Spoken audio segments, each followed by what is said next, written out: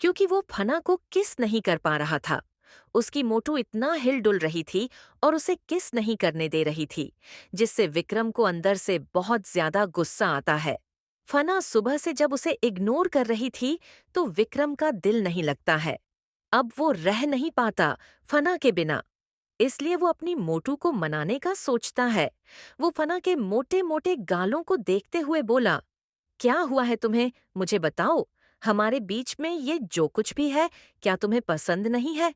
तुम मुझसे झूठ बोल रही हो। तुम्हें ये इतना पसंद है कि तुम मुझे रात में इमेजिन करती हो खुद के पास। मेरे बिना रह नहीं पा रही हो तुम। सही कहा ना मैंने? फना गुस्से से अपना सिर झटकते हुए बोली, गलत फहमी है आपको। आपसे बेहतरीन आदमी मुझे मिल जाएगा चुटकियों में। जिसे चाहूंगी वो मुझे मिल जाएगा। आप इतने स्पेशल नहीं हो मेरे लिए, तो खुद को इतनी इम्पोर्टेंस देना बंद करिए।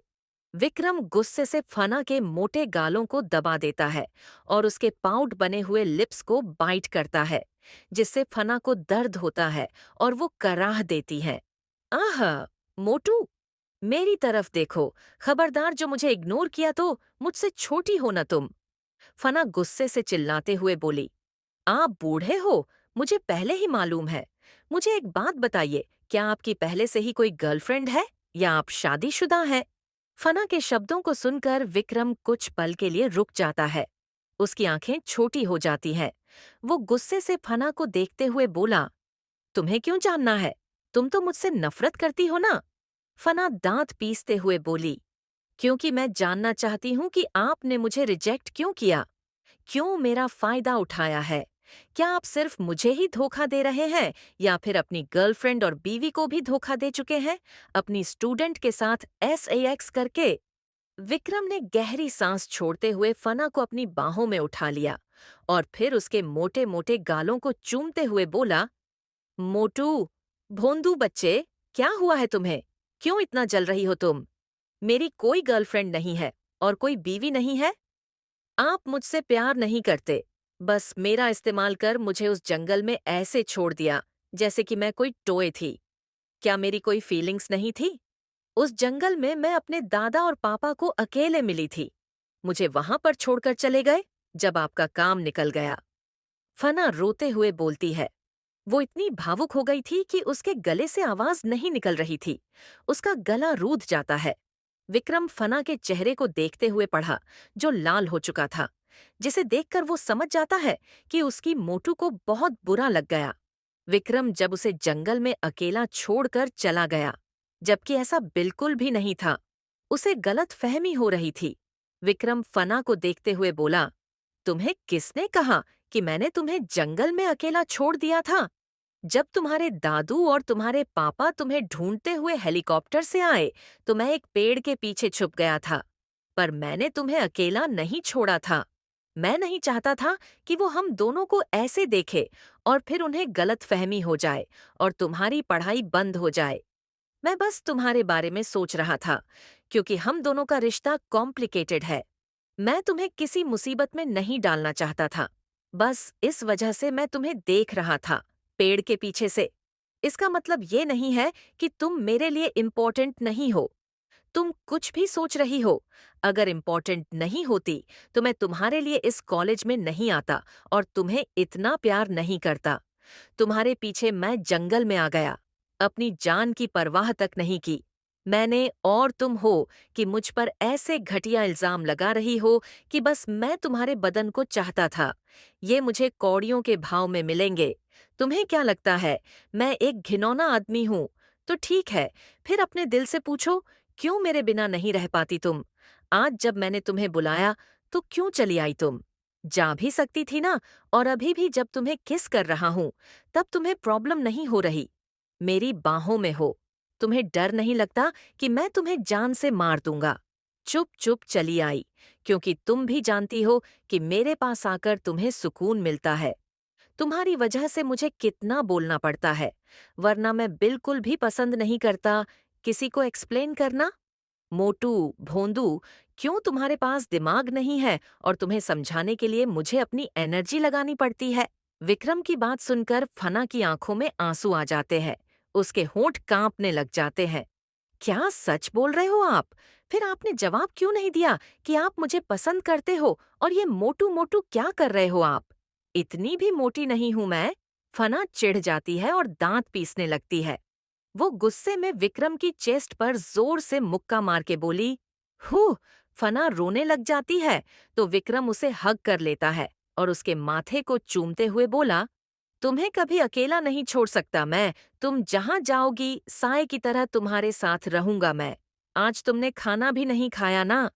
फना जब कुछ भी नहीं बोलती है तो विक्रम उसे बेंच के नीचे से एक लंच बॉक्स निकालता है और फना को खाना खिलाते हुए बोला, मोटू। रोते हुए कमजोर हो गई है उसकी। विक्रम फना को एक्सप्लेन नहीं करता, लेकिन वो देख सकता था कैसे उसकी मोटू की आंखें सूजी हुई हैं। वो रात को सोई नहीं, बल्कि रो रही थी और कितनी उदास थी। आज उसने खाना भी फेंक दिया था। 2 दिन में ही फना का वजन गिरने लग गया। विक्रम को उसकी फिक्र हो रही थी। वो अपनी मोटू को एक पल के लिए भी अकेला नहीं छोड़ता है। ये बात फना नहीं जानती सिर्फ। फना खाना खाने से मना कर देती है तो विक्रम उसे आंखें दिखाता है।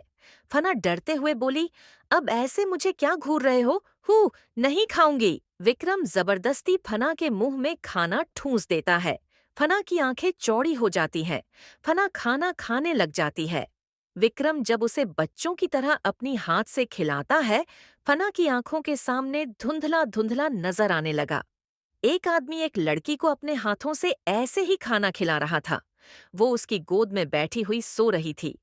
फना उस आदमी का चेहरा देखने ही वाली थी। तभी विक्रम ने कहा, पानी पियो मोटू, मिर्ची लग रही है। हम। फना सिर हाँ में हिलाकर बोली। फना को ये खाने का टेस्ट जाना पहचाना लगता है। फिर वो विक्रम को देखते हुए बोली, सर, क्या आप वो आदमी हो जो मुझे ब्लैक रोज देता है और मेरे लिए लॉकर में ब्लैक रोजेस रखता है? क्या आप वही मिस्टीरियस पर्सन हो? फना के सवाल पर विक्रम की आंखें काली हो जाती हैं। उन गहरी आंखों में विक्रम कई राज दफन किए फना को देखता है, पर कुछ बोलता नहीं। फना का दिल जोर जोर से धड़कने लग जाता है।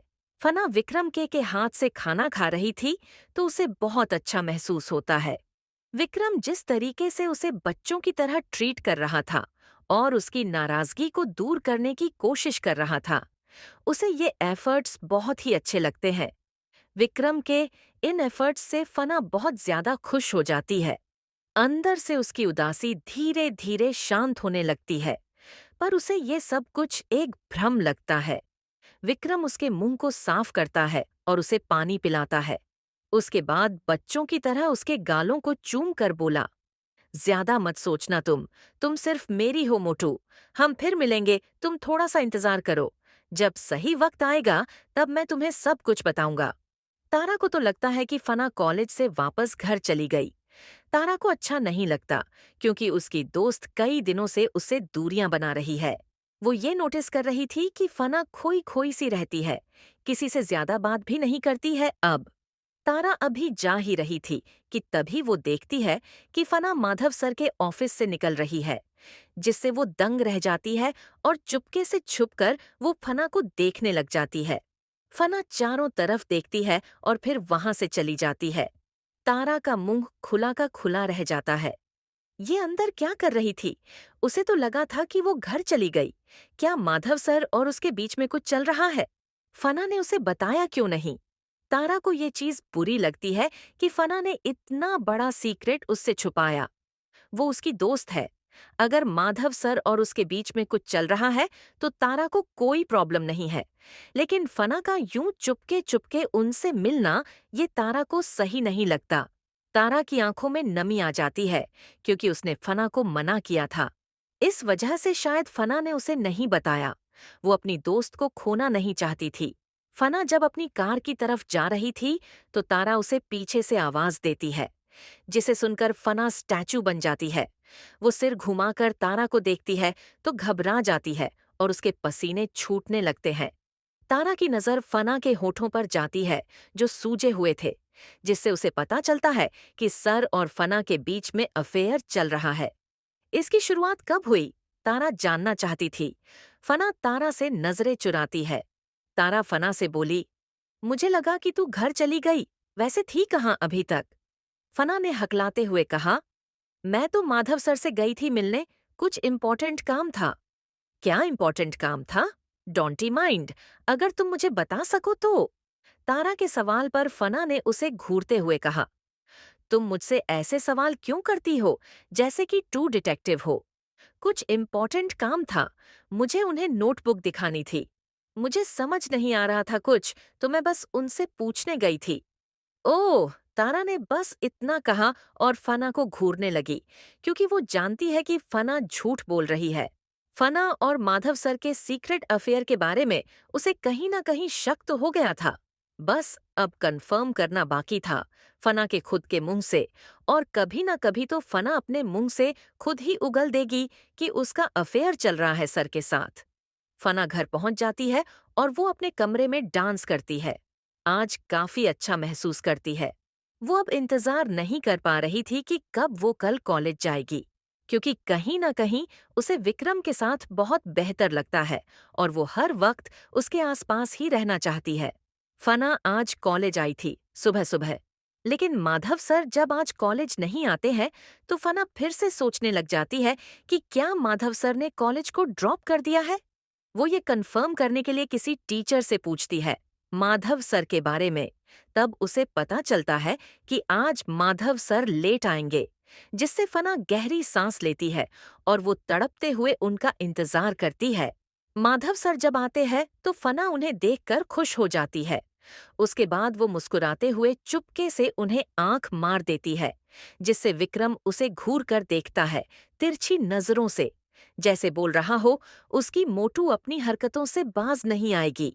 फना विक्रम को चिढ़ाती है और फिर वो अपने हाथ खड़ा कर विक्रम को अपने पास बुलाती है और फिर धीरे से बोली, सर, आपका कुछ हाईलाइट हो रहा है, उसे हाइड कर लीजिए, वरना सभी को दिख जाएगा कि आपकी भावनाएं आपके कंट्रोल में नहीं है और आपके इमोशन सबको नजर आने लग जाएंगे। इतना हार्ड जो हो चुका है।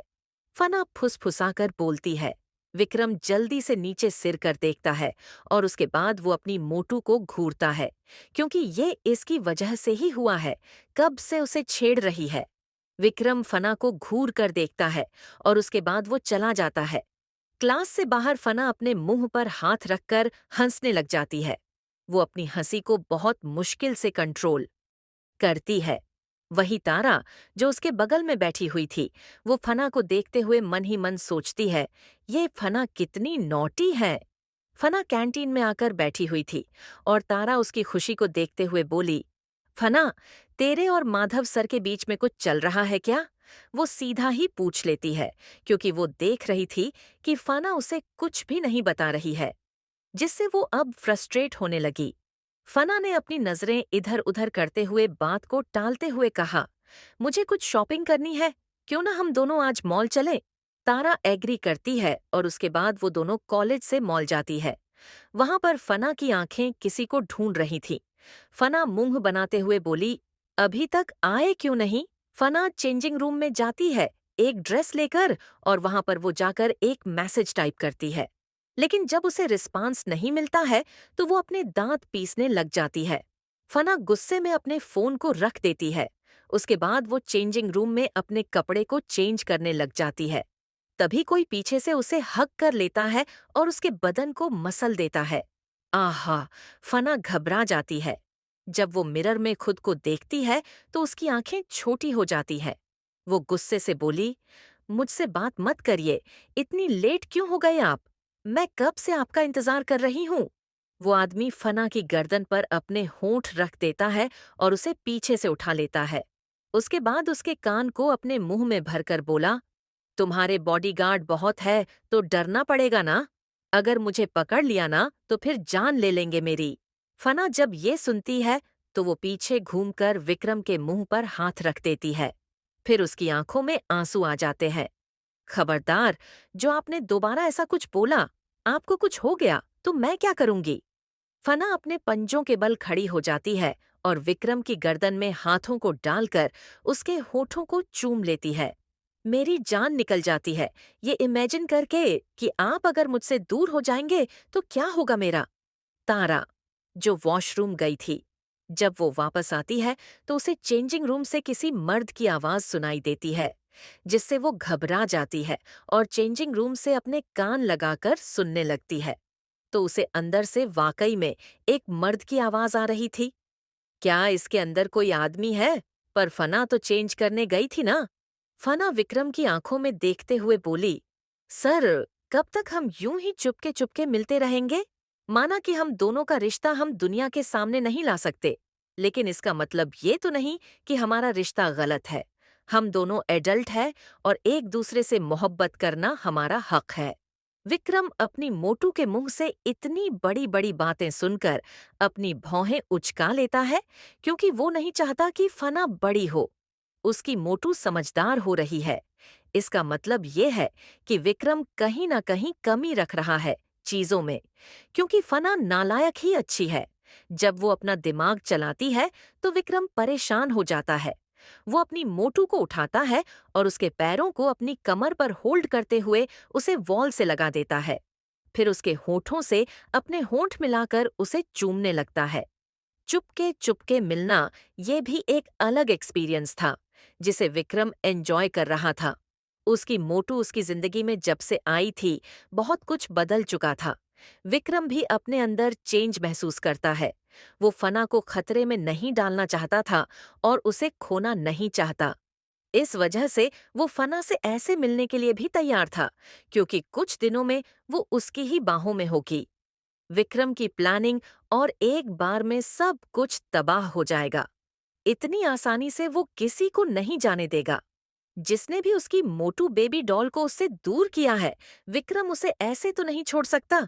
वो खून के आंसू रोएंगे और मौत की भीख मांगेंगे, उसके सामने घुटनों के बल बैठकर। फिर भी उन्हें वो नसीब नहीं होगा। सब कुछ बर्बाद होगा, धीरे धीरे कर, सब कुछ, मतलब सब कुछ। अगर विक्रम और उसकी मोटू के बीच में कोई भी आएगा, वो इस दुनिया से चला जाएगा, किसी को पता भी नहीं चलेगा। इधर दूसरी तरफ गजेंद्र अपने ऑफिस में था। गजेंद्र को शक हो रहा था कि उसकी बेटी के जिंदगी में कोई आ चुका है, क्योंकि वो देख सकता था कि फना अब खुश रहती है, किसी से बात नहीं करती, लेकिन अपने आप में ही बड़बड़ाती रहती है। वो ज्यादा अब उन लोगों से बात करना पसंद नहीं करती है। क्या उनकी बेटी को कोई प्रॉब्लम है? उन्हें पता करना होगा कि क्या वाकई में उसकी बेटी की जिंदगी में कोई लड़का आ चुका है। उसे ये जानना था, क्योंकि गजेंद्र नहीं चाहता कि फना किसी मुसीबत में पड़े। उसका जो वीडियो वायरल हुआ था, वो अब थम चुका था। लेकिन इसका मतलब ये नहीं है कि विक्रम भारद्वाज को वो लोग इग्नोर कर देंगे। कभी ना कभी उसे पता चल जाएगा कि फना जिंदा है और वो वापस जरूर आएगा, क्योंकि वो जानते हैं कि फना विक्रम का ऑब्सेशन है और अपने ऑब्जेक्शन को कोई भी इतनी आसानी से नहीं जाने देता है। वो उसका पीछा करते हुए उन तक जरूर पहुंचेगा। उससे पहले उन्हें फना को यहाँ से बहुत दूर भेजना होगा, क्योंकि फना कुछ वक्त के लिए ही उनके पास है। जब वो थोड़ी और बड़ी हो जाएगी तो वो लोग उसे वहां भेज देंगे, जहां से कोई भी फना को नहीं ढूंढ सकता। विक्रम भारद्वाज फना तक नहीं पहुंच पाएगा।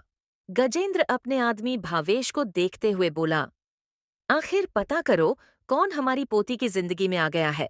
हमें उस आदमी की हर डिटेल चाहिए और ध्यान रहे, हमारी पोती को इस बारे में खबर नहीं होनी चाहिए।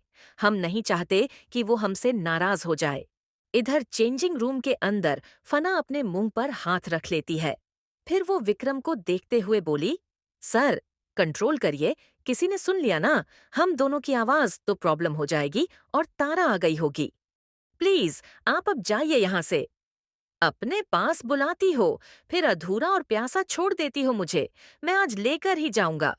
विक्रम जिद करते हुए बोलता है तो फना शर्मा ही जाती है। वो विक्रम को देखते हुए बोली, थोड़ा इंतजार करिए, सब्र का फल मीठा होता है। फना विक्रम की गर्दन पर अपनी उंगलियां घुमाते हुए बोलती है और अपने होठों को काट लेती है। फना जिस तरीके से सेंशुअल वे में विक्रम को लुभा रही थी, विक्रम उसके हाथों को पकड़कर उसके सर के ऊपर करते हुए बोला, आज ही ये फल मैं खाना चाहता हूँ, क्योंकि कई दिन हो चुके हैं और मैंने अभी तक इन्हें दोबारा टेस्ट भी नहीं किया है। आहा! फना जल्दी से अपने मुंह पर हाथ रख लेती है और घबरा जाती है। तारा कंफर्म हो जाती है कि फना चेंजिंग रूम में किसी और के साथ नहीं, बल्कि माधव सर के साथ है, जिसे तारा आज उन्हें रंगे हाथ पकड़ लेती है। तारा बोली, अंदर कौन है? तारा के आवाज देने पर फना घबरा ही जाती और विक्रम को एकदम से दूर कर देती है। फिर बोली, सर, जल्दी जाइए यहाँ से, तारा आ चुकी है, आप मत जाइए यहाँ से, वरना वो आपको देख लेगी तो फिर क्या होगा? विक्रम फना से दूर नहीं होता है। वो उसके टॉप को ऊपर कर देता है और फिर उसके गोल गोल उभारों को देखते हुए उन पर होठों रखकर चूम लेता है। आहा! जिससे फना शर्मा जाती है। वो मन ही मन सोचती है, ये न कितने ठरकी है। फना अपने मुंह पर हाथ रख लेती है। वही विक्रम उसके गोल गोल उभारों के साथ बिजी हो जाता है। धीरे धीरे कर विक्रम का हाथ फना की स्कर्ट के अंदर चला जाता है, जिससे फना टमाटर की तरह लाल हो जाती है। फिर वो विक्रम के कान पर जोर से काट लेती है, जिससे विक्रम की आंखें छोटी हो जाती हैं। वो सिर ऊपर करके अपनी मोटू को घूरता है। फना उसे आंखें दिखाती है, जैसे बोल रही हो, मैं यहाँ पर परेशान हो रही हूँ और आपको रोमांस की पड़ी है। दिखाई नहीं दे रहा है कि हम अगर रंगे हाथों पकड़े गए तो फिर क्या होगा? विक्रम गुस्से में फना को उठाता है। उसके बाद वो उसे वहीं सोफे पर लेटा देता है और उसके ऊपर आते हुए उसके पैरों को अपने शोल्डर पर रखकर उसके उभारों को किस करने लगता है। फिर उसके कान में बोला, अब कहाँ जाओगी तुम? अगर उसे हमें रंगे हाथ पकड़ना है तो वो ऐसे पकड़ेगी हमें। उसे भी तो पता चलना चाहिए ना कि हम दोनों किस हद तक पहुंच चुके हैं। हमने सारी हदें पार कर दी है। आहा सर, प्लीज रुक जाइए। वो अगर हमें ऐसे देखेगी तो क्या सोचेगी मेरे बारे में? थोड़ी तो शर्म करिए। फना घबराते हुए बोलती है और विक्रम को दूर करने लग जाती है। लेकिन वो अब विक्रम को कुछ भी नहीं कर पाती है, क्योंकि विक्रम ने उसे लॉक कर लिया था। फना अपने चेहरे को ढक लेती है। वो बिल्कुल भी ऐसे खुद को इमेजिन नहीं कर सकती किसी और के सामने। ये माधव सर तो कितने बेशर्म और बोल्ड है। वही विक्रम फना के उभारों को देखते हुए उत्तेजित हो जाता है। इधर तारा फना को कई बार आवाज देती है। जब फना डोर नहीं खोलती है तो वो खुद ही डोर को खोलकर अंदर आ जाती है। तारा की आंखें फटी की फटी रह जाती है। अंदर जो वो नजारा देखती है और उसके बाद तो उसकी चीख निकल जाती है। वो फना और विक्रम को ऐसी पोजीशन में देख लेती है जो वो इमेजिन भी नहीं कर सकती। फना अपने चेहरे को ढक लेती है। उसके पैर हवा में थे और ये बहुत शर्मनाक था। तारा की आंखें फटी की फटी रह जाती हैं। वो अपने मुंह को फाड़े हुए फना और विक्रम को देख रही थी। वो दोनों जिस पोजीशन में थे, इससे साफ पता चल रहा था कि वो दोनों कर क्या रहे हैं। विक्रम के होंठ कहाँ पर थे, वो ये भी देखती है, और उसके हाथ भी, और फना किस तरीके से उसके नीचे दबी हुई और अपना मुंह छुपाकर लेटी हुई है। फना जिस पोजीशन में विक्रम के साथ थी, वो पोजीशन अनफेयर थी और इतनी इंटीमेट थी कि तारा से और नहीं देखा जाता है और वो खुद भी शर्मा जाती है। तारा ने फना को आवाज दी। फना अपने चेहरे से हाथ हटाकर उसकी तरफ देखती है। दोनों की नजरें मिलते ही फना तो मानो जमीन में धंस जाना चाहती थी और कहीं जाकर छुप जाना चाहती थी, ताकि उसे कोई भी ना देख सके। वो विक्रम को खुद से दूर करने की कोशिश करती है, लेकिन विक्रम था कि उसे छोड़ ही नहीं रहा था। उसे फर्क नहीं पड़ता कि कोई उन्हें देख रहा है। फना शर्मिंदा हो जाती है और पानी पानी हो जाती है। ये नज़ारा इतना अश्लील था कि वो अपनी आंखें बंद कर लेती है और घूम जाती है। उसके बाद तारा बाहर निकल जाती है। वही फना गुस्से से विक्रम को देखते हुए बोली, छोड़िए मुझे, यही करना चाहते थे ना आप, मुझे बदनाम और शर्मिंदा। फना के गुस्से और नाराजगी को देखकर विक्रम उसके माथे को चूमकर उसके होठों को चूमने लगता है। थोड़ी देर तक ऐसे ही उसे परेशान करने के बाद विक्रम उसकी स्कर्ट को ऊपर करता है और फिर वहां पर भी किस करता है, जिससे फना हैरान रह जाती है। इससे आगे विक्रम बढ़ता, फना उसे रोक देती है क्योंकि वो अब कुछ भी नहीं करना चाहती थी। उसे जाकर तारा को भी हैंडल करना होगा। तारा उसके बारे में क्या सोच रही होगी कि वो कितनी गिरी हुई लड़की है, जो अपने ही टीचर के साथ ये सब कुछ कर रही है, वो भी ड्रेसिंग रूम में। विक्रम ने ही जानबूझकर किया था, उसे एक्सपोज करने के लिए। फना गुस्से से विक्रम को धक्का दे देती है और उसके बाद उठकर बैठ जाती है। वो देख सकती थी कि विक्रम आंखों से ही उसे कुछ बोल रहा है। विक्रम उत्तेजित हो गया था और उसका कुछ खड़ा भी था, जिससे फना अपना मुंह फेर लेती है, जैसे बोल रही हो, अब आप तड़पते रहिए, ऐसे कुछ नहीं करने वाली हूं मैं, कुछ भी नहीं मिलेगा आपको। हु फना गुस्से में विक्रम की ऐसी छोड़कर चली जाती है बाहर और विक्रम दांत पीसने लग जाता है उसकी। मोटू की याददाश्त क्या चली गई? यह तो गुंडी बन गई है, उसकी एक भी बात नहीं सुनती है। पहले फना उसकी आंखें दिखाने से ही डर जाती थी और डर की वजह से वह सब कुछ कर देती थी जो विक्रम से कहता था। लेकिन अब फना उसे डायरेक्ट बनाकर देती है। जो भी हो, पैसा पावर है और अपना जानती है कि वह बहुत पावरफुल है। उसकी फैमिली कोई आम फैमिली नहीं है। पैसों से ही तो इंसान के अंदर ईगो आता है। विक्रम से बेहतर यह कौन जान सकता है, और उसकी मोटा के पास भी अभी सब कुछ है, जिस वजह से बहुत से अकड़ दिखा रही है। परफ्यूम यह भूल गई है कि विक्रम ने उसे कहाँ से उठाया था। विक्रम को याद आने लग जाता कि फना ने एक बार कहा था कि वह विक्रम को भूलना चाहती है।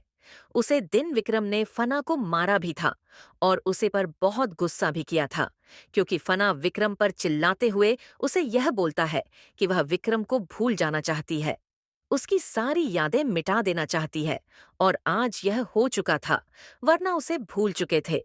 उसे यही नहीं याद कि विक्रम भारद्वाज उसका क्या लगता है, और विक्रम भारद्वाज ही है जो फना की जिंदगी में पहला आदमी है।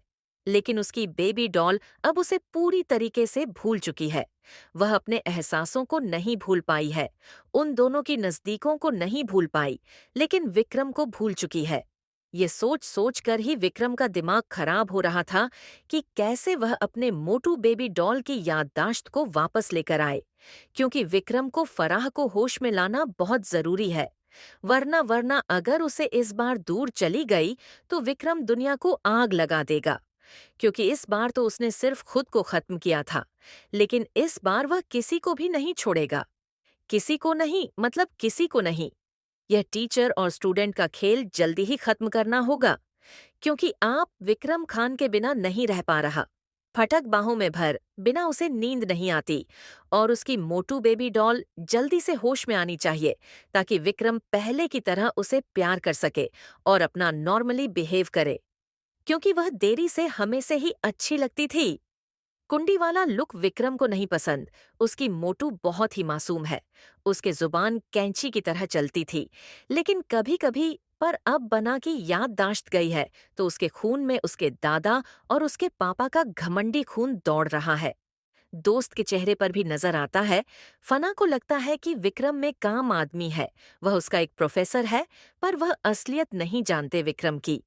फना जब बाहर आती है तो तारा उसका वेट कर रही थी। फना के बाहर आते ही तारा उसका हाथ पकड़ती है और उसे मॉल से लेकर बाहर चली जाती है। उसके बाद जब वो दोनों कार में थी, तारा ड्राइविंग कर रही थी और फना पैसेंजर सीट पर बैठी हुई चुपचाप टुकुर टुकुर उसे ही देख रही थी। तारा ने उससे कोई सवाल नहीं किया था और ना ही गुस्सा किया था। फना एक मुजरिम बच्चे की तरह बैठी हुई थी, जिसकी चोरी पकड़ी गई थी और रंगे हाथों वो भी। फना तो एम्बारासमेंट की वजह से कुछ नहीं बोल पा रही थी। आखिर वो एक्सप्लेन करने लायक ही नहीं रही है। अब वो कोई झूठ भी नहीं बोल सकती। तारा प्लीज, ये तू किसी से शेयर नहीं करेगी, मैं तुझे रिक्वेस्ट करती हूँ। तूने जो देखा वो सिर्फ। हाँ, वो सिर्फ क्या था फना? तू इसे अब एक्सप्लेन भी करने लायक है क्या? मैंने अपनी आंखों से सब कुछ देखा है। तेरे और उनके बीच में क्या हो रहा था? रियली, तू अपने टीचर के साथ ये कर रही है? वो हमारे प्रोफेसर है। तुम दोनों के बीच में ये सब कब से चल रहा है, और मुझे तूने ये चीज बताना जरूरी नहीं समझा। तुम अचानक से यहाँ पर आने के लिए क्यों तैयार हो गई, ये मुझे समझ में आ रहा है। तुम दोनों इतने नजदीक कब आ गए? अगर किसी और ने तुम दोनों को ऐसी पोजीशन में देख लिया होता ना, तो उस इंसान को हार्ट अटैक आ जाता। अगर किसी ने तुम दोनों का वीडियो बना लिया होता, तो सोचो तुम दोनों के करियर का क्या होता। अगर वो वीडियो गलती से तेरे दादाजी और तेरे पापा जी के पास पहुंच जाता, तो तू खत्म थी, और प्रोफेसर की तो वो लोग जान ले लेते। तू क्या अपनी फैमिली को नहीं जानती? कितने डेंजरस है वो। इतनी लापरवाह कैसे हो सकती है तू? तेरे पीछे गार्ड थे। मुझे समझ में नहीं आता फना कि तेरा दिमाग रहता कहाँ पर है। तू बेवकूफ क्यों है? इतनी बुद्धू कैसे हो सकती है तू? फना की आंखों में आंसू आ जाते हैं। वो तारा को देखकर बोली, मैंने इतना सब सोचा ही नहीं। तारा, और तू कब से मुझे डांटे जा रही है? मेरी बात तो सुन ले। वो तो बस ऐसे ही प्लानिंग बन गई थी मिलने की, और वहां पर कोई भी नहीं था। हाँ, मैं सर को रोक भी रही थी, लेकिन वो इतने दिनों बाद मिली थी, इस वजह से उनसे कंट्रोल नहीं हो रहा था। वो कुछ जानबूझकर ऐसा कर रहे थे जिससे कि तू देख ले ये सब कुछ। तुझे पता है मैं कितना एम्ब्रेस फील कर रही हूँ। मुझे पता है कि मुझसे गलती हो गई है। मैं क्या करूँ? मेरे इमोशंस मेरे कंट्रोल में नहीं रहते हैं। मैं जानती हूँ कि ये सब कुछ गलत है, उसके बावजूद भी मैं ये कर रही हूँ। फना जब अपनी गलती एक्सेप्ट करती है तो तारा ने गुस्से से कार का ब्रेक लगाते हुए कहा, तूने मुझे इस बारे में बताया क्यों नहीं? मैं तेरी दोस्त हूँ। मेरा जानने का हक बनता है। ये सब चल कब से चल रहा है? तारा ने जिस पोजीशन में आज फना को देखा था, उसके बावजूद भी वो समझ गई थी कि इन दोनों के बीच में सब कुछ हो भी चुका है। वरना इतना कंफर्टेबल और इतनी हद तक कोई ऐसे ही फर्स्ट टाइम में आगे नहीं बढ़ जाता है। फना ने नजरें चुराते हुए कहा, ये सब कुछ जंगल से शुरू हुआ। वहां पर सर मेरे पीछे आए थे। मुझे नहीं पता कैसे, लेकिन वहां पर हम दोनों भीग गए और फिर सब कुछ हो गया। मुझे समझ में नहीं आ रहा था कि सब हो क्या रहा है। तारा का मुंह खुला का खुला रह जाता है और उसकी त्योरियां चढ़ जाती हैं। What do you mean? कि तुझे पता नहीं चला? जब तुम दोनों फिजिकल हो रहे थे तो क्या तुझे फील नहीं हुआ? तू झूठ कैसे बोल रही है? या तू बहुत ज्यादा ही बेवकूफ है? मुझे एक बात समझ नहीं आती कि तेरे पीछे जंगल। मेन माधव सर क्या करने गए थे? वो तो हमारे साथ थे। फना ने तारा को देखते हुए कहा, मुझे नहीं पता। मैं बेहोश थी, और जब मुझे होश आया तो माधव सर मेरे साथ थे। वहां पर मैं बहुत ज्यादा डर गई थी। उसके बाद मुझे कुछ भी इतना याद नहीं है, और वो पल कुछ ऐसा बन गया और हम दोनों ने वो सब कुछ कर लिया। कितनी बार किया तुम लोगों ने? तारा ने फना को घूरते हुए पूछा। उसे समझ में नहीं आ रहा था कि फना ऐसी क्यों है। क्या वो बिल्कुल भी अपने फ्यूचर के बारे में नहीं सोचती है? अगर किसी को पता चल गया तो इसका अंजाम बहुत भयानक हो सकता है। लाशें बिछ सकती है। फना ने शर्माते हुए कहा, वैसे तो 2 बार किया हम दोनों ने जंगल में, लेकिन जब फर्स्ट टाइम हुआ 3-4 राउंड लगे थे। ये सुनकर तारा का मुंह खुला का खुला ही रह जाता है। वो हैरान हो जाती है फना को देखकर। माधव सर कितने बड़े हैं और ये उतनी ही छोटी सी है। इसने बर्दाश्त कैसे किया होगा? इसका मतलब है कि तूने अपनी वर्जिनिटी खो दी। इतना बड़ा कदम उठाने से पहले तूने एक बार भी नहीं सोचा, और वो भी एक बार नहीं, तुमने न जाने कितनी बार किया है। फना ने सिर नीचे करते हुए कहा, बोला ना कि सिर्फ 2 बार हुआ है, एक झरने के नीचे और जंगल में। जस्ट शट अप फना, तू झूठ कैसे बोल रही है? तुमने 3-4 राउंड लगाए हैं, वो भी फर्स्ट अटेम्प्ट में, और उसके बाद झरने के नीचे भी तुम दोनों फिजिकल हुए हो। मुझे सच सच बताओ कि अभी तक कितनी बार हो चुका है ये सब कुछ? फना ने नजरें चुराते हुए कहा, जंगल में ही हुआ था, और उसके बाद हम इतने नजदीक आए नहीं। मॉल में अभी कुछ भी नहीं करने दिया अपने साथ। वो तो मैंने देखा कि तू उन्हें कितना कंट्रोल कर पाती है। तेरी टांगें उनके शोल्डर पर थीं, हवा में, और तेरे हाथ सोफे के ऊपर लॉक्ड थे। तेरे कपड़े अस्त व्यस्त थे। वो तेरे कितने नजदीक थे, सब दिखाई दे रहा था मुझे। मैं तुझे एक बात बोलना चाहती हूँ, फना, मुझे तेरी फिक्र हो रही है। ये सब बहुत जल्दी हो रहा है। तू माधव सर के बारे में कुछ भी नहीं जानती, उनकी फैमिली के बारे में भी नहीं जानती, फिर इस रिश्ते में कैसे आ सकती है? तुम दोनों का ये चुपके चुपके मिलना भी डेंजरस है। फना ने रोते हुए कहा, मैं जानती हूँ सब कुछ, लेकिन मैं खुद को कंट्रोल नहीं कर पाती हूँ। मैं हर वक्त सिर्फ उनके बारे में सोचती हूँ। मुझे लगता है कि मुझे उनसे प्यार हो गया है। मैं नहीं कर पाती हूँ खुद पर काबू। मैं बहक गई थी। मैं तुझसे झूठ नहीं बोलूंगी, लेकिन मुझे समझ नहीं आता, जब भी मैं माधव सर के करीब जाती हूँ मुझे कुछ हो जाता है। मैं मदहोश हो जाती हूँ और उसके बाद मुझे कुछ भी याद नहीं रहता है कि क्या हो रहा है। तारा ने गहरी सांस छोड़ते हुए कहा, हमें कुछ सोचना होगा, फना। ये शुक्र है कि तुम दोनों कॉलेज में चुपके चुपके ही मिलते हो। फना ने तारा को देखते हुए कहा, तू किसी को बताएगी तो नहीं ना? प्लीज, किसी को कुछ भी मत बताना। मुझे बहुत डर लग रहा है। अगर ये बात अभी बाहर आई तो माधव सर की जान को खतरा हो सकता है। मेरी फैमिली उन्हें नहीं छोड़ेगी और इसी के साथ वो मुझे सबसे दूर भेज देंगे। तारा ने फना को देखते हुए कहा, तू फिक्र मत कर, मैं ये किसी को नहीं बताऊंगी। ये बातें किसी को बताई नहीं जाती। मैं तेरे फ्यूचर के साथ खिलवाड़ नहीं करूंगी, लेकिन तुझे संभल कर रहना होगा। मैं जानती हूं कि फीलिंग्स पर कंट्रोल नहीं होता, इमोशंस कंट्रोल नहीं किए जा सकते। हमारी इनर फीलिंग जो हमें कहती है वो इग्नोर नहीं होता, लेकिन इसका मतलब ये नहीं है कि हम इसमें लापरवाही ले। जैसे तुम लोगों का आज के आज मुझे पता चला। हो सकता है कि मेरी जगह कोई और होता, कोई अटेंडेंट होती और ये बात तुम्हारे दादा को पता चल जाती तो आज तुम दोनों की लाश बिछी होती। फना रोने लग जाती है। तारा काफी देर तक तो उसे सुनाती है और समझाती है, क्योंकि तारा तो पहले से ही जानती थी कि इन दोनों के बीच में कुछ चल रहा है। वो तो हैरान तब हो गई थी जब उन दोनों को उसने इतनी अजीब सी पोजीशन में देखा था। इतना इंटेंस उसने फना को इमेजिन भी नहीं किया था। अपने प्रोफेसर के साथ फना कैसे ऐसा कर सकती है? दोनों एडल्ट है, इसका मतलब ये नहीं कि वो इस रिश्ते को बर्बाद कर दे। इधर विक्रम माल से चला गया था। विक्रम कार लेकर अपने फ्लैट पहुंचता है और वो सीक्रेट रूम में जाता है। वहां पर एक आदमी बंधा हुआ था। उसके मुंह में कपड़ा ठूंसा हुआ था। विक्रम उसके मुंह से कपड़ा निकालता है। वो आदमी विक्रम को देखते हुए बोला, कौन हो तुम? विक्रम ने जो आई ग्लासेस पहन रखे थे वो निकलता है और फिर उस आदमी की आंखों पर लगाते हुए तिरछा मुस्कुराकर बोला, तुम मैं हूं और मैं हूं। ऐसा बोलते हुए विक्रम जोर जोर से हंसने लगता है। विक्रम की वो डरावनी हंसी चारों तरफ गूंज रही थी। विक्रम उस चेयर पर बंधे हुए आदमी को देखता है और उसके आंखों पर अपना आईग्लासेस रिमूव कर उसे पहनाते हुए बोला, तुम्हारा अभी जिंदा होना जरूरी है, क्योंकि तुम मेरे बहुत काम आने वाले हो। विक्रम के पीछे ही विक्रांत आ जाता है।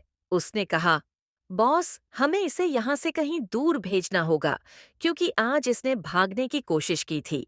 आपके ऑर्डर पर हमने इसे मारा तो नहीं, लेकिन इसे अधमरा जरूर कर दिया है। अगर इसने दोबारा भागने की कोशिश की तो इसकी जिंदगी कम हो जाएगी। विक्रम ने अपने सामने बैठे आदमी को देखते हुए कहा, अगली बार अगर ये भागने की कोशिश करे तो इसके पैर काट देना, और अगर ये दोबारा भागने की कोशिश करता है और फिर भी नहीं मानता है तो उसके पैर के ऊपर वाला हिस्सा भी काट देना। इसकी हड्डियों के हम हथियार बना सकते हैं। वही चेयर पर बैठा हुआ आदमी डर जाता है। उसकी आंखों में आंसू आ जाते हैं। डर की वजह से तो उसकी पहले ही फटी पड़ी थी। उसके माथे पर पसीने की बूंदें आ जाती हैं। उसका पूरा चेहरा सूजा पड़ा था, क्योंकि उसे बहुत मारा गया था। उसे इतना दर्द हो रहा था कि वो मौत को गले लगाना चाहता था। विक्रम ने उस आदमी के चेहरे को देखते हुए कहा, तुमने इसका चेहरा इतना क्यों खराब कर दिया? तुम जानते हो ना कि मुझे इसकी जरूरत है। इसकी आइडेंटिटी की वजह से मैं उस कॉलेज में इंटर करता हूँ। विक्रम भारद्वाज ने तिरछा मुस्कुराते हुए कहा। चेयर पर बंधा हुआ आदमी कोई और नहीं, माधव था। माधव अग्रवाल, जिसे विक्रम ने किडनैप कर लिया था और उसकी आइडेंटिटी पर वो वहां पर प्रोफेसर बनकर रह रहा था। विक्रम इतना डेंजरस था कि उसने माधव अग्रवाल को उसके घर से उठा लिया था और सारे दस्तावेज में हेराफेरी की थी। ये करने में उसे ज्यादा मेहनत नहीं करनी पड़ी थी, क्योंकि उसकी पहुंच बहुत दूर तक है। लेकिन माधव अग्रवाल बार बार उसके बीच में आ रहा है और यहाँ से भागने की कोशिश करते हुए वह विक्रम को इरिटेट कर रहा है, जिसे विक्रम ने बहुत मुश्किल से खुद को कंट्रोल कर रखा है और उस आदमी को अपनी आंखों के सामने बर्दाश्त कर रहा है।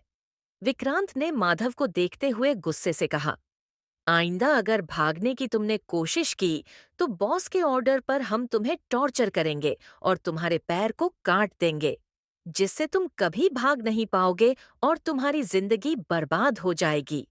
सिर्फ कुछ दिनों की बात है। उसके बाद तुम अपनी पुरानी जिंदगी में वापस जा सकोगे। इसलिए शांत रहो और जो हो रहा है उसे होने दो। माधव तो डर की वजह से बेहोश हो जाता है, क्योंकि वो लोग उसको इंजेक्शन भी लगाए जा रहे थे, बेहोशी के, कि वो यहाँ से भागने की कोशिश करना बंद कर दे। इधर फना घर पहुंच जाती है, लेकिन वो डरी हुई थी कि कहीं तारा उसके बारे में किसी को कुछ बता न दे। वो नहीं चाहती थी कि प्रोफेसर की जान खतरे में आ जाए। उसकी फैमिली डेंजरस है, वो ये बात जानती है। फना घबराते हुए बाथरूम में जाती है। उसकी आंखों में आंसू आ जाते हैं। वो सोच रही थी कि कुछ दिन प्रोफेसर से न मिले, क्योंकि अगर तारा को शक हो गया है तो उसकी फैमिली को भी शक जरूर हुआ होगा। वो लोग तो उस पर नजर भी रखते हैं। फना प्रोफेसर की जान खतरे में नहीं डालना चाहती थी। फना रोते हुए बाथटब में सो जाती है। उसे विक्रम की बहुत फिक्र हो रही थी। फना उसे कॉल भी नहीं कर सकती थी। अगर उसकी फैमिली ने इन्फॉर्मेशन निकलवाई तो वो और विक्रम पकड़े जाएंगे। ये बात वो जानती है। फना विक्रम से मोहब्बत करती है। उसका और विक्रम का रिश्ता बहुत पेचीदा था। उसे विक्रम की बहुत याद आ रही थी। उसके बिना तो अब उसे सोना भी अच्छा नहीं लगता। धीरे धीरे रात हो जाती है। सोनाक्षी डाइनिंग टेबल पर सबके साथ बैठकर आज डिनर कर रही थी। उसने फना को देखते हुए कहा, वैसे माधव सर तुम्हें फिजिक्स ठीक से समझा रहे हैं ना फना? आजकल वो तुम्हारी एक्स्ट्रा क्लासेस भी लेते हैं। ये सुनकर फना घबरा ही जाती है। उसकी पकड़ स्पून पर टाइट हो जाती है। उसके चेहरे का रंग उड़ गया था और ये सोनाक्षी भी देख लेती है। सोनाक्षी ने अपने पापा को देखते हुए कहा, पापा, मुझे लगता है कि फना को ट्यूटर की जरूरत है। क्यों ना हम माधव सर को ही अपने घर में ट्यूटर के तौर पर हायर कर ले? ये सुनकर फना घबरा जाती है और सोनाक्षी को गुस्से से देखती है। उसके बाद वो हल्का मुस्कुराते हुए बोली, क्यों नहीं, मुझे फिजिक्स में बहुत प्रॉब्लम होती थी और अब मेरी डाउट क्लियर होने लगे हैं। थैंक गॉड कि वो मेरी एक्स्ट्रा क्लासेस लेते हैं। इस वजह से मुझे समझ में आ रहा है और हो सकता है कि इस बार मैं अच्छे मार्क्स अचीव करूं। तुम क्यों नहीं उनके साथ एक्स्ट्रा क्लासेस ज्वाइन करती? तुम्हें घूमने से फुर्सत मिलेगी, तब न तुम करोगी। तुम तो लेक्चर भी नहीं लगाती हो सोनाक्षी। सोनाक्षी हैरान हो जाती है कि फना कितने कॉन्फिडेंस से जवाब दे रही है। उसे तो लगा था कि फना की तो हवा यही टाइट हो जाएगी, लेकिन उल्टा फना ने ही उसे फंसा दिया था। धर्मेंद्र ने सोनाक्षी को देखते हुए कहा, सोनाक्षी, ये क्या सुन रहे हैं हम? तुम क्लासेस अटेंड नहीं करती। सोनाक्षी ने घबराते हुए कहा, पापा, मैं क्लासेस अटेंड करती हूँ। क्लास से तो ये गायब रहती है। फना ने सोनाक्षी को देखते हुए कहा, तुम जब क्लास में रहती ही नहीं तो तुम मुझे देखोगे कहाँ पर? और अगर मैं स्टडी पर फोकस कर रही हूँ तो तुम्हें इतनी प्रॉब्लम क्यों हो रही है? तुम क्यों नहीं मेरे साथ एक्स्ट्रा क्लास ज्वाइन करती, जिससे तुम्हें भी फिजिक्स समझ जाएगी और तुम्हारे 0 मार्क्स नहीं आएगा, एमएसटी में आया था तुम्हारा। सोनाक्षी ने गुस्से से फना को देखते हुए कहा, तुम उस पर नजर रखती हो क्या? इतनी दिलचस्पी क्यों तुम्हारी मेरी लाइफ में? मेरी निजी जिंदगी में घुसना बंद कर दो तुम। प्राइवेसी नाम की कोई चीज होती है। तुम्हें बिल्कुल भी तमीज नहीं, गंवार हो क्या? फना ने तिरछा मुस्कुराते हुए गुस्से से कहा, नजर तो तुम मुझ पर रखती हो। दिलचस्पी नहीं है मुझे तुम्हारी लाइफ में, लेकिन तुम्हें बहुत इंटरेस्ट है दूसरों की जिंदगी में घुसने का और देखने का कि मैं क्या कर रही हूँ। मैं भी तुम्हें यही समझाना चाहती हूँ कि प्राइवेसी नाम की कोई चीज होती है। जितना मुझसे दूर होगी तुम्हारे लिए बेहतर होगा। और गंवार तो तुम हो जो यहाँ डाइनिंग टेबल पर बैठकर बकवास कर रही है। चुपचाप डिनर कर नहीं करती। तुम्हें नहीं मालूम क्या कि डाइनिंग टेबल पर बैठकर हमें अपनी जुबान नहीं चलनी चाहिए? फना सोनाक्षी को चुप कर देती है। वही फना के गुस्से को देखकर गजेंद्र ने मुस्कुराते हुए कहा, हमारी पोती का गुस्सा हमारे जैसा है। फना के गुस्से को देखकर टेबल पर सभी शांत हो गए थे और सोनाक्षी गुस्से में उठकर चली जाती है।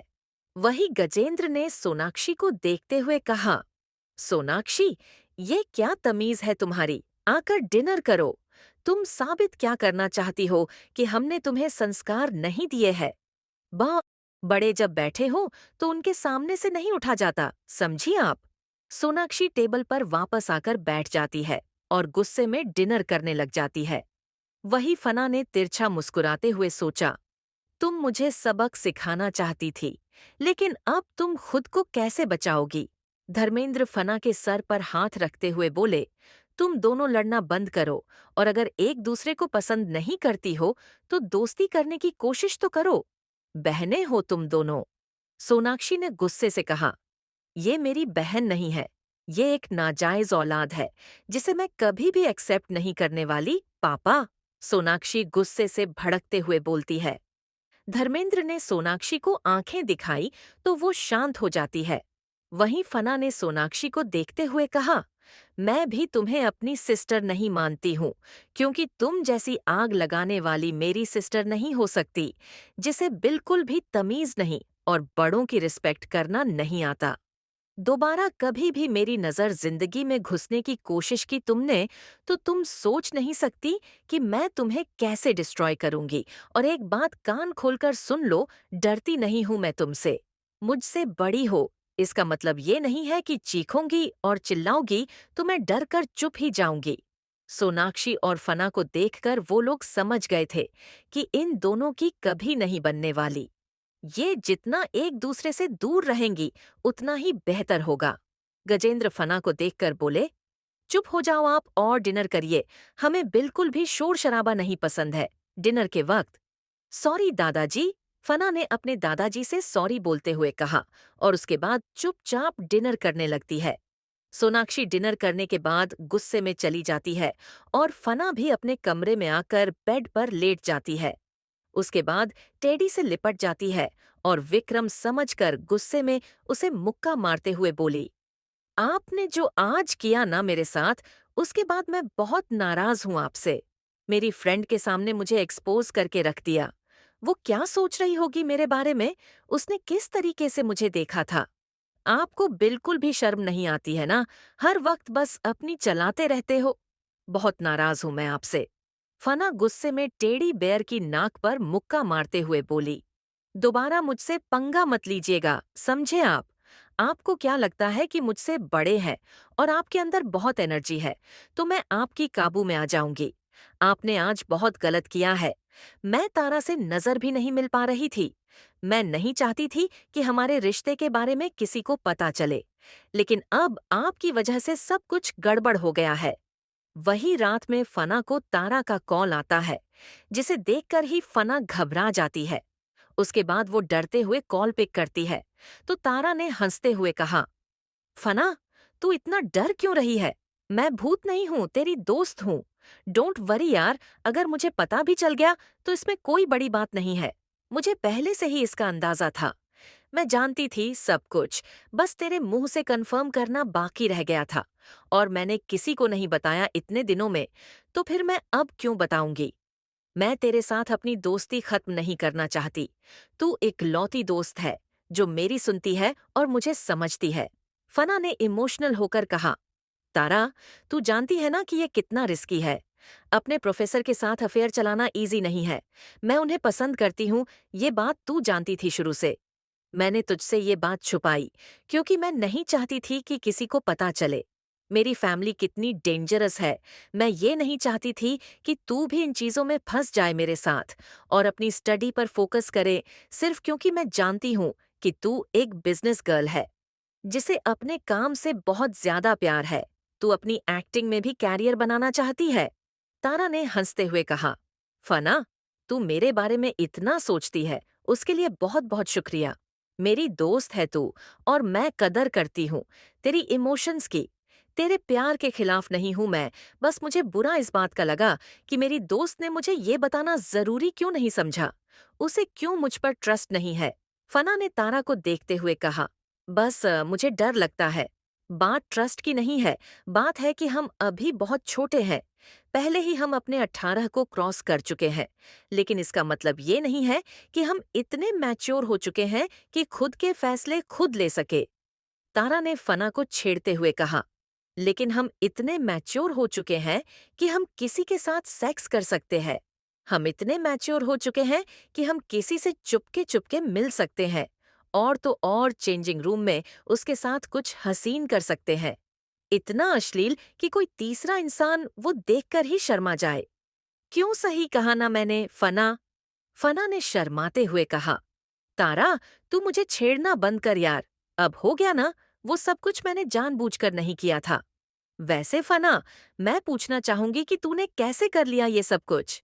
तुझे पेन फील नहीं हुआ क्या?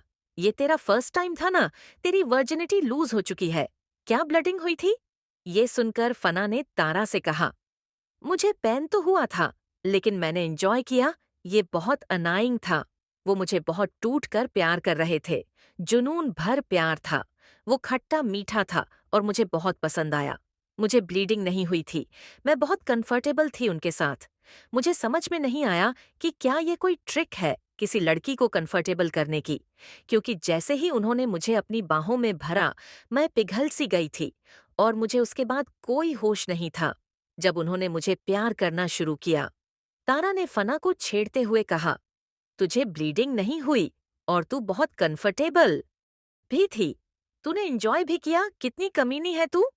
फना शर्माते हुए हंसने लगी और तारा से बोली, जब तेरा भी होगा ना, तब मैं तुझे भी ऐसे ही पूछूंगी।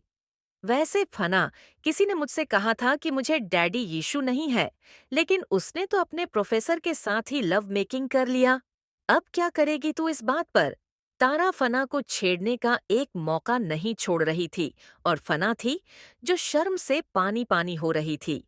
वो आखिर क्या ही बोले अपनी दोस्त को? इतनी रात में ये उसे कॉल कर कर ऐसी बातें करने वाली है क्या? वो बेड पर बैठकर तारा के साथ हंसने लग जाती है। दोनों दोस्त एक दूसरे को वीडियो कॉल करती हैं और उसके बाद तारा एक्सप्रेशन से ही फना को इतना ज्यादा छेड़ देती है कि फना गुस्से में आकर उसे घूरने लगती है।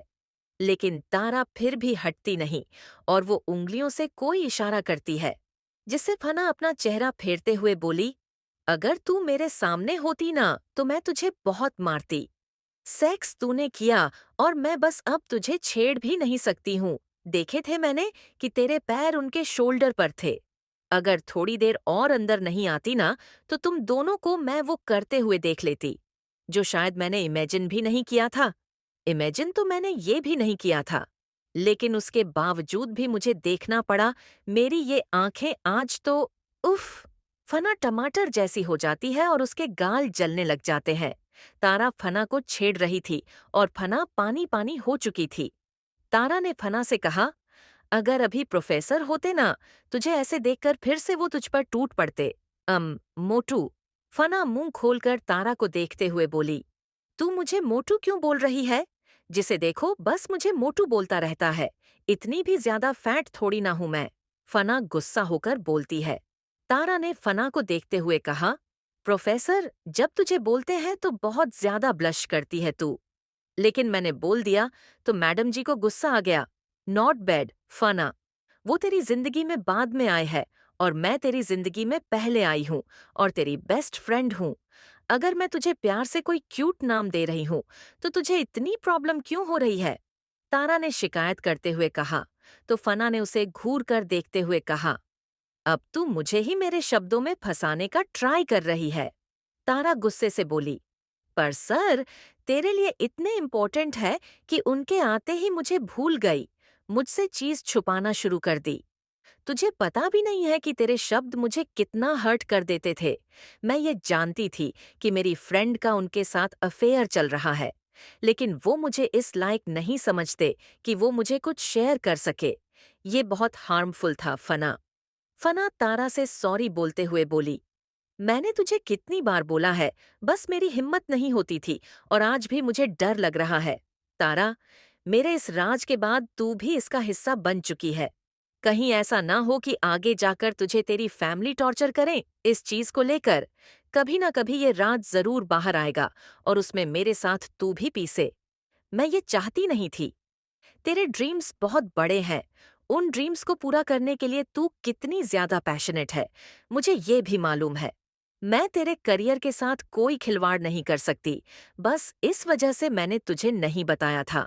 तारा ने फना को देखते हुए कहा, तूने मेरे बारे में इतना सोचा। ये जानकर मुझे खुशी तो हुई, लेकिन इससे फर्क नहीं पड़ता। गुस्सा तो मैं तुझसे अभी भी हूँ। मैं तेरे पास आ रही हूँ, फना। ऐसा बोलते हुए तारा खड़ी हो जाती है और बोली, क्यों ना आज रात हम दोनों पार्टी करते हैं और किसी को बताएंगे भी नहीं। तारा थोड़ी देर में पहुंच जाती है फना के घर पर और उसके बाद कमरा लॉक कर लेती है। फना भी कुछ चीज मंगा लेती है पार्टी करने के लिए और तारा भी अपने साथ बहुत कुछ लेकर आई थी। वो दोनों अब पूरे कमरे में पार्टी करना शुरू कर देती है। वो नहीं चाहती थी कि कोई भी उनकी पार्टी में शामिल हो और उन्हें इंटरफेयर करे। थोड़ी देर के बाद वो दोनों एक दूसरे को देखती है और फिर शुरू कर देती है डांस करना। फना का रूम साउंड प्रूफ था, इस वजह से उसे कोई प्रॉब्लम भी नहीं होती है। वो दोनों रात भर डांस करती है और फिर मूवी देखती है। दोनों अपने साथ लाई हुई चीज खाती है। उसके बाद एक ही बेड पर सो जाती है। सुबह जब तारा की नींद खुलती है तो वो देखती है कि फना उसके ऊपर चढ़कर सो रही है, जिससे वो उसे घूरने लग जाती है क्योंकि वो फना के नीचे दब गई थी। मोटू! वो धीरे से फना को साइड करती है और फिर उठकर बैठ जाती है। उसे तो लगा था कि उसका दिल ही उसके मुंह में आ जाएगा। फना धीरे से उठकर बैठते हुए तारा को घूर कर बोली, सुबह सुबह तू मुझे फेंक क्यों रही है? तारा ने कहा, तुझे पता है तू मेरे ऊपर चढ़कर सो रही थी। मेरी कमर बहुत ज्यादा दर्द हो रही है। तारा की बात सुनकर फना को हंसी आ जाती है। वही तारा का मुंह बन जाता है क्योंकि उसे वाकई में काफी ज्यादा पेन हो रहा था। वो दोनों जाकर फ्रेश होती है।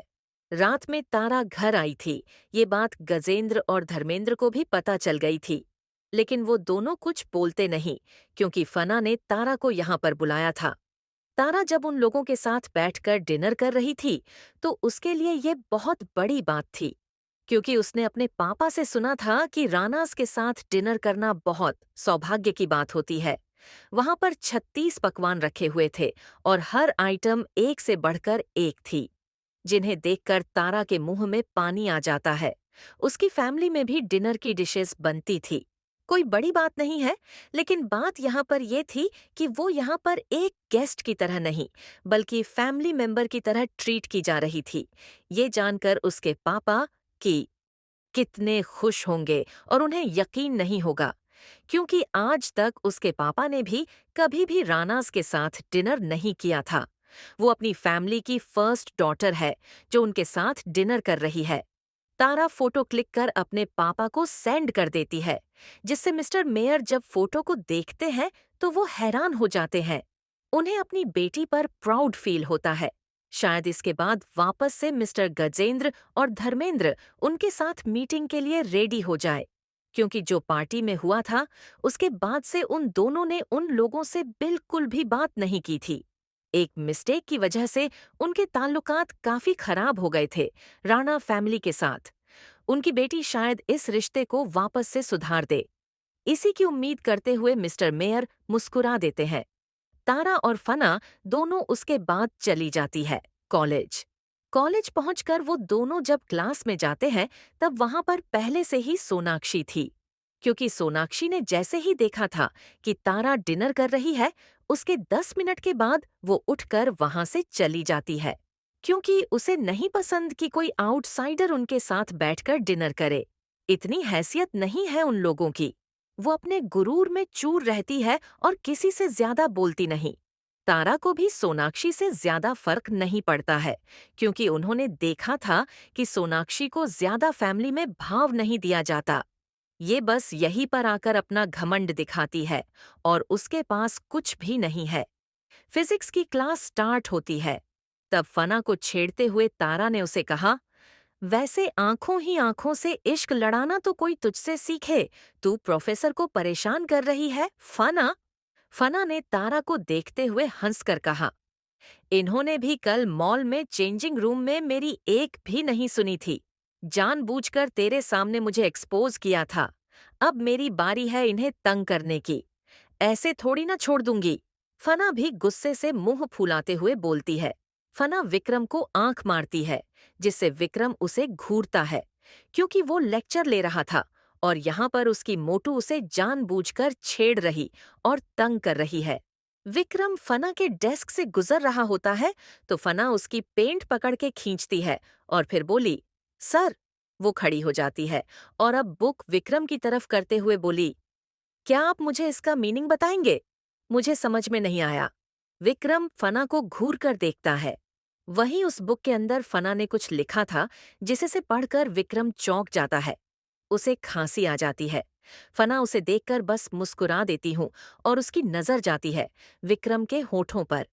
विक्रम सोचने लग जाता है कि उसकी मोटू कितनी शरारती हो गई है। खुलेआम आशिकी कर रही है उसके साथ। वरना उसे याद था कि उसकी मोटू तो एक शब्द बोलने में भी इतना डर जाती थी और विक्रम की आंखें दिखाते ही रोना शुरू कर देती थी। हालांकि बस बादल ये गया था कि फना सब कुछ भूल गई है। वरना हरकतें उसकी अभी भी वैसे ही थीं, उसके बिना नहीं रह पाती है। फना की ये अनाइंग साइड भी विक्रम को काफी पसंद आ रहा था।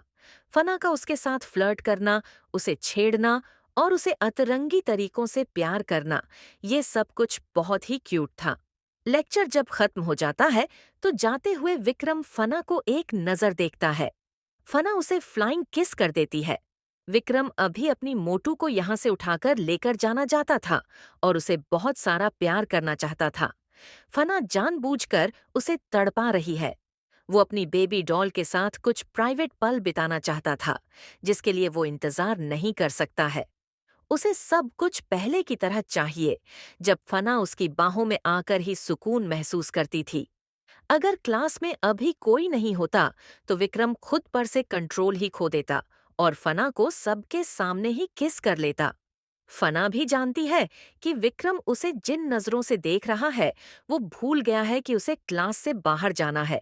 इसलिए फना उसे खांस कर चिल्लाती है और तारा से कहा, बाहर चले हम, तू तो भूल ही गई। तभी विक्रम को रिलायंस होता है कि उसकी मोटू ये उसे सुना रही है। विक्रम तिरछा मुस्कुराता है और उसे घूरते हुए बाहर चला जाता है। लेकिन अब विक्रम बहुत बेचैन सा हो गया था और उसे तलब हो रही थी फना को प्यार करने की। कितनी प्यारी लग रही थी उसकी मोटू सुबह सुबह। मोटू मेरे बच्चे, तारा ने फना को देखते हुए कहा। तू पागल कर देगी उन्हें। कैंटीन में बैठकर दोनों अब भी बातें ही कर रही थीं कि वहां पर एक सीनियर आता है जिसके हाथ में गिटार था। उसके साथ उसकी टीम भी आती है। जल्दी ही वो लोग परफॉर्म करने वाले थे। जब वो लोग सिंगिंग स्टार्ट करते हैं तो फना तो सीनियर को देखकर खुश हो जाती है, क्योंकि वाकई में उसकी आवाज मैग्नेटिक थी। वो अपनी मैग्नेटिक वॉइस में ओल्ड सॉन्ग गा रहा था। आंख है भरी भरी और मुस्कुराने की बात करते हो, उसकी आवाज में वाकई जादू था। कैंटीन में मौजूद हर शख्स उसे देख रहा था। वही फना मुस्कुराते हुए बोली, हमारा सीनियर कितनी ज्यादा अच्छे सिंगिंग करता है, ये कोई कंसर्ट भी करते हैं? तारा ने कहा, मुझे कोई आइडिया नहीं है, लेकिन तूने ये बिल्कुल सही कहा कि उनकी आवाज बहुत अच्छी है। इन फ्यूचर ये बहुत अच्छे सिंगर बन सकते हैं। इधर फना श्री सीनियर आहूजा को देखकर बस मुस्कुराए जा रही थी और उनकी आवाज में खोसी गई थी। लेकिन वो ये नहीं जानती थी कि कोई उसे बहुत बुरी तरीके से घूर रहा है। जब सिंगिंग खत्म होती है तो फना मिस्टर सीनियर के पास आती है और बोली, मिस्टर आहूजा अमेजिंग। वही मिस्टर आहूजा यानी कि समर, फना का सीनियर, उसे देखकर पहचानने में जरा भी देर नहीं करता है कि ये फना राणा है। वो भी फना से काफी अच्छे से बात करते हैं और फना उनसे कुछ डिस्कस करने लगती है। लेकिन वो ये नहीं जानती थी कि को